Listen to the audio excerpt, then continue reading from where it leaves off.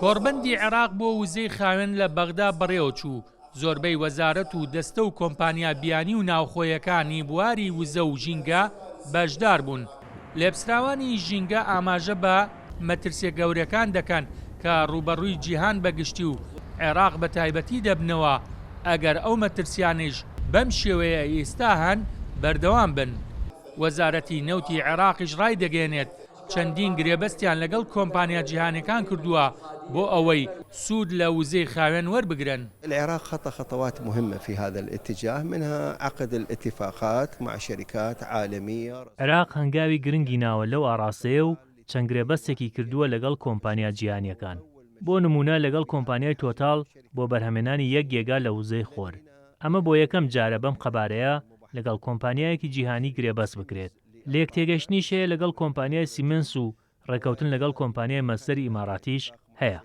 مصدر الإماراتية لتوليد أيضا كميات قد تصل إلى أكثر من 2000 ميجا وات. تقدير الانبعاثات بشكل كبير على مستوى العالم حتى ممكن الحياة تستمر على كوكب الأرض. دەبێت پاژماوەی پیسی و دووکەڵ لەسەر ئاستی جیهان بەگشتی کەم بکرێتەوە بۆ ئەوەی ژیان لەسەر گۆی زەوی بەردەوام بێت، چونکە ئەوە گرفتەی ڕوبەڕووی دەبینەوە.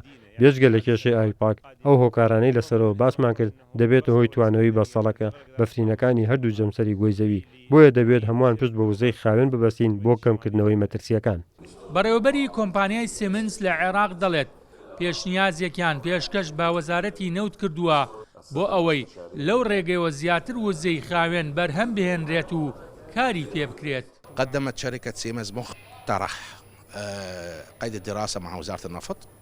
کۆمپانیای سیمنس پێشنیازێکی ئاڕاستەی وەزارەتی نەوتی عێراق کردووە و لە ئێستادا لە تاوتوێکردندایە بۆ ئەوەی ئاستی بەرەمێنانی وزەی خاوێن بەرز بکرێتەوە و بەکاربهێنرێ کە پێشنیازەکەمان بۆ یەکەم جارە لە مێژووی عێراق پێشکەش دەکرێت. العالمية اللي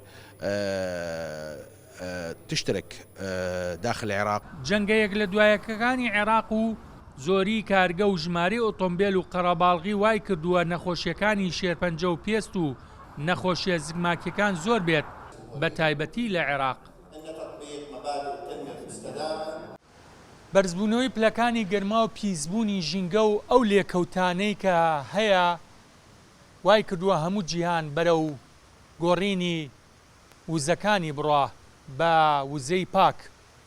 بۆیە عێراقیش یەکێکە لە وڵاتانەی کە لە ساڵی 2021 ئەو ڕێکەوتنامەی واژوو کردووە کە عێراق پابەند بێ بە گۆڕینی وزە بە وزەی پاک.